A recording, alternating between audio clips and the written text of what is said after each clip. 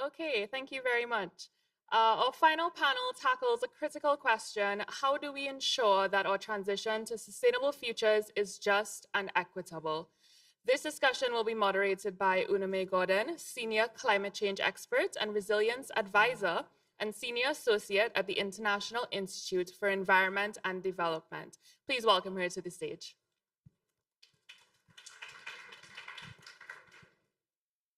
Thank you, Madam. Good afternoon again, everyone. And it's really, I'm a Jamaican. We do sprints. So this is, I think, the very short sprint panel to take you out today. And we're going to talk a little bit about the just transition, but we have heard a lot about the innovation, about everything else, but we want to talk a little bit this evening about the sociocultural considerations for island communities. And we heard the panel before and the one before. Solutions are only implementable and sustainable when designed with me, for me. So I'll start with that sentence. Because far too often we speak about localization. In fact, it's a mere tick box event and imported activity. You heard the colleague from Haiti, and with really just no regard for local context, local knowledge, local expertise, and really just setting ourselves up for failure before we even start. So all of this week, we're talking about the energy transition.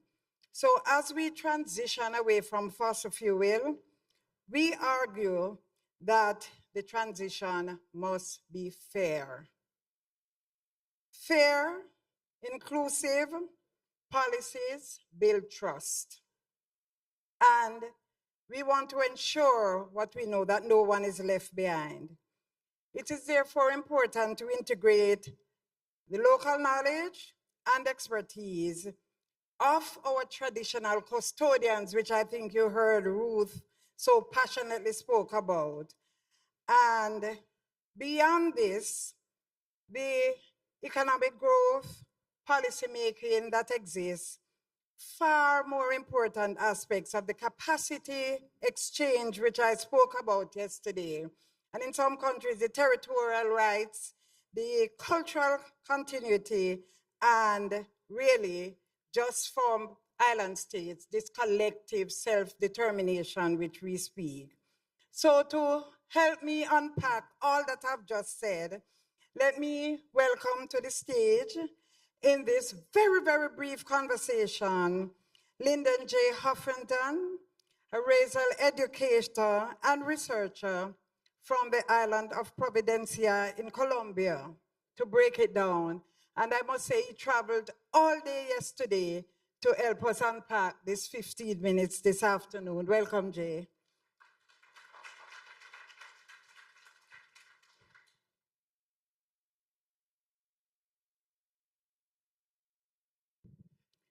So, as I said, we have 15 minutes to save the world and to save the rural communities, and we'll conquer. So I want to quickly ask, what is needed for the just transition to succeed? And what should we prioritize from a policy point of view? Okay, thank you very much. And first, I would just like to say thank you to the government of St. Kitts and Nevis, and also to Island Innovation for having me today in this space, and you for your question, of course. So I think from a public policy perspective, we should try to go back to the basics. The principle of energy law would say we need to try to guarantee reliability, we need to try to guarantee affordability and sustainability in the energy construction perspective. And for this, and in the energy transition, within all the climate change issues, with all the sustainability issues, we have been adding what we call the 5 Ds.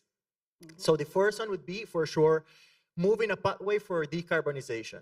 So, of course, greenhouse gas emissions are part and the big part of the problem that we need to tackle. And, of course, the mix need to guarantee a decarbonization energy which is diverse, modern, and sustainable. Then we go to democratization. We need to guarantee that our people, our communities be involved in the decision-making process and also accept the use of the land so the processes can be peaceful and also have a perfect transit between traditional extractive industries and more sustainable practices. Digitalization. Of course, we were hearing our previous panelists say the importance of the intelligence, the artificial intelligence, the use of smart grids and also new technologies to guarantee more energy efficiency within the entire grid. And as well, we need to guarantee diversification. We need to move, achieving not just solar or wind power, but also thinking in different alternatives such as geothermal, hydrogen, etc., that could guarantee these elements which are basic for and proper energy supply. But at this point, I believe the last message is that no one should stay behind in energy transition. Energy transition need to involve communities, need to involve people, final users, and guarantee these basic elements to achieve the final outcome. Thank you, Jay. And as I said, it is the communities that will eventually use the energy, and therefore, for me, with me, by me as well. So thank you as well. But you're doing research in this area to look at how communities can be engaged. And so very briefly, tell us about your research. What data do you produce from your research? And why and what can it be used for? A little bit. Okay, so very fast. I'm going to give a bit of background. In 2020, when we start this idea of the Energy Transition Observatory, it begins because everyone was thinking about the pandemics, but in my island, in Providencia Island, we were suffering one of the biggest environmental or climate change consequences that was called Hurricane Iota. Hurricane Iota destroyed 99% of my island in 2020. Today, luckily, we rebuilt, but it makes us think and make us to think about the necessity to talk about this and the links that energy have in the provision of solutions and not just mitigating climate change, but also adapting and guaranteeing a quick response to climate change effect and consequences. So from the observatory, we are working right now in 3 lines. Basically, the first one is trying to find the links between energy transition and energy poverty eradication. So we're going to local communities, identifying ways that we can guarantee that renewable energy facilities and small renewable energy facilities can provide solutions for people stop cooking outside on firesides and start cooking inside under better conditions, or our moms or our grandmoms who have suffered the consequences of all that environmental impact in in-house contamination and pollution. Also, we're working on tariff, because in Colombia, if you go to some regions, you would definitely hear people saying, we are sacrificing our meals to pay our energy bill. And here in the Caribbean islands, we are also witness of the price of energy services. Good energy services cost a lot. So we need to identify also, and we are working identifying ways to reduce the tariff, even by cross-subsidize or even by better ways in which natural and sustainable solutions could help reduce the cost. And last but not least, we are working with indigenous communities in La Guajira, identifying ways to guarantee prior consultation. Under International Labour Organization Convention 169, we have the right of indigenous people to have prior consultation when they have involved use of their lands. So prior consultation have been, in opinion of many and in developers of renewable projects, an obstacle for the development of the projects in Colombia. But from our perspective, it's not. It's an opportunity for the projects to get linked with the community, find and figure pathways, different pathways to involve the community on the benefits of the project, and help community to stop witnessing energy infrastructure without having access to energy services, because that's what's happening right now in many of our jurisdictions. So I'm going to link that back, Jay, to I think Gail's point about knowledge, the relevance of knowledge, and practical examples of how your research is linking back to the community in that way. You want to elaborate a little bit more about that? Sure, thank you very much. So Practically, how it works, we are going to the territories, we're going to the regions, to the communities, and showing them the concept of energy transition, but not just from a theoretical perspective. So we have built this, what is called energy communities. Energy communities are microgrids or small energy grids, which are owned by the communities, and the communities in themselves or between themselves guarantee the generation, the management, and the profits from the development of these facilities. So they are providing themselves energy, and also they are selling to the market the leftovers of those energy productions. So energy communities are now becoming something because it's a way we are guaranteeing the democratization of energy resources, which are traditionally were held by private actors. Now communities are engaged in the energy production and generation, and also are receiving incomes from the generation in small levels. And I'm going to push you a little bit further, Jay, to say, is what you're doing in Colombia transferable to the other countries across LATAM? Yes, I think these examples and these practices are very easy to make possible if we have the correct science from the public policy and if the regulation allows us to do it. The thing is that energy sector is highly regulated, usually. And that makes it sometimes that the restrictions from the market and the dynamics makes it harder in some jurisdiction or not to make these small projects to advance. In Colombia, the public policy, based from our research as well, have been more flexible, and we have been working on creating, I think someone earlier talked about this regulatory sandbox as well. And we're thinking in regulatory sandbox as controlled spaces where we can allow all the stakeholders to participate and figure out the different alternatives prior to regulation. So it helps us a lot to avoid all these possible difficult scenarios that could come as consequence of a bad regulation, or maybe not bad, but an anticipated regulation that don't correspond to the reality and the necessity of all the parties involved in such a specific projects. And I think one of the things we heard coming out throughout the week, especially here in the Caribbean, is the harmonization of policies so that we can transfer technology and knowledge across the region. So somewhere along the line, these energy sandboxes, as you call them, will probably bear fruit. We're going to press forward, and we consider ourselves the on-time panel. But I'm going to ask you then, in a few more words, to tell us again, why a transition? Because we are in the transition. I mean, for persons who were here on Monday and went over to Nevis to see, we are in the transition. Why a transition which embraces indigenous knowledge is the only just way? Okay, a transition needs necessarily to embrace the knowledge of our communities. It's necessary not just because of the importance itself, because we historically have been transiting through different issues.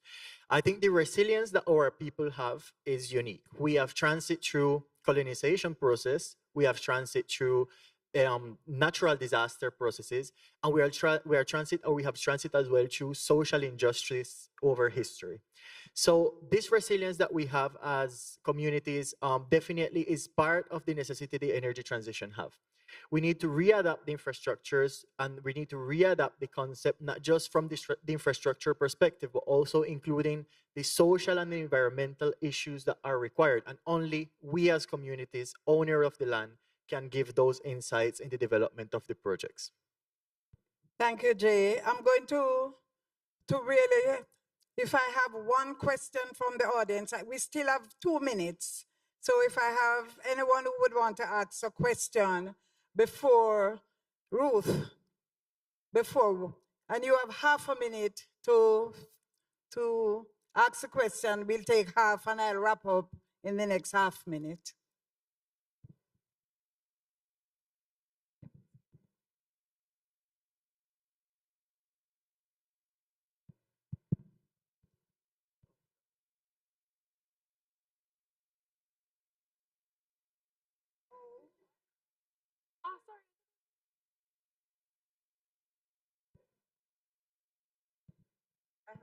Ruth Spencer from Antigua.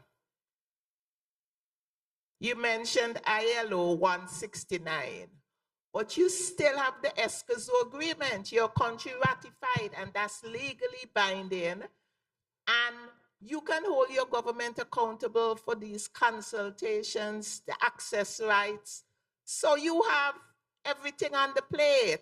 And ESCAZO gives the power back to the people, because when the government that has ratified that agreement do not follow the steps, you can hold them accountable. If through that energy transition, damage is brought to humans and the environment, the ESCAZO gives you the power to basically sue the government. So Thank you you, have Ruth. two strong agreements.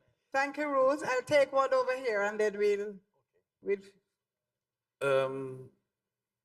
Thank you. My name is Clifford Rosa from Aruba, and that's why I was waiting for the Raizal to be here and say something.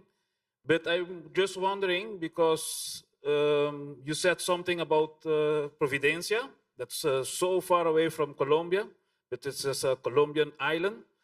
And yeah, Aruba is closer to La Guajira. So I was wondering, when you said about the preparation, about the transition of maybe the future in energy for La Guajira, how do you see that after that they are taking the natural gas in the past until now, and in La Guajira itself, in Alta Guajira, they don't have the benefit of that natural gas. And now you are talking about another transition, about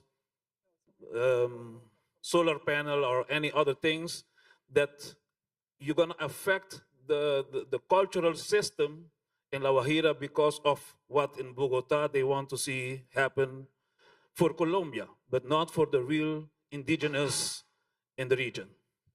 Exactly. So I'm going very fast. Yes, we have both instruments, but it's very important to highlight that from our constitution, under the 169 agreement, it was introduced into the constitution level. So we have something that's called acción de tutela, which is a very expedite way to access to the judiciary. And in 24 hours, when we use acción de tutela, which is an action that is very fast, the judge would have to decide over human rights violations or over impacts on indigenous communities. So that's very specific as well. And in the case of La Guajira, it's true. And it's happening the same in energy transition. Guajira have high potential for development of wind farms and also solar powering.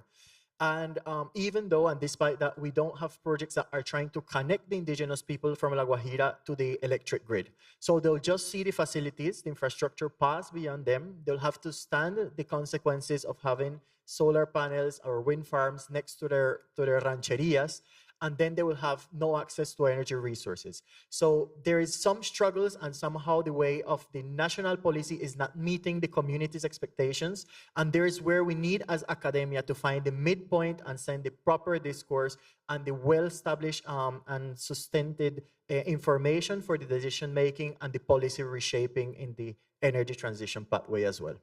So thank you, Jay, and thank you both for the questions. And I'll just give my closing 2 sentences. We're way over time. I think the only way I'll close this panel is to say, probably we are hearing climate change and we are hearing energy, but achieving a just transition may also be, without leaving anyone behind and leaving the community behind, may also be another defining moment of our time as we go forward. And it actually will be a challenge for a number of countries that have to work at the policy level, but also make sure that there is devolution down to the community level. But I also submit that if done right, significant opportunities can be created for our people. And we see what's happening here in St. Kitts and in Nevis. So I close by asking all of us, leaving this summit, to let's hold ourselves accountable. Thank you all, and thank you, Jay. Thank you very much. Thanks, everyone.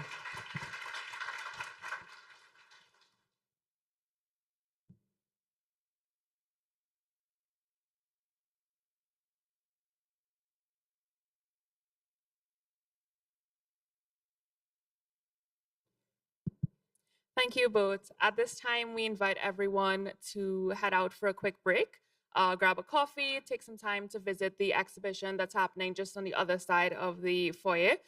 We have some fantastic organizations and local artisans waiting to show you their projects and their products. So please head over there for a bit and be seated back here in 20 minutes for a closing session that will then tie together everything we've learned over the past 3 days and chart our path forward.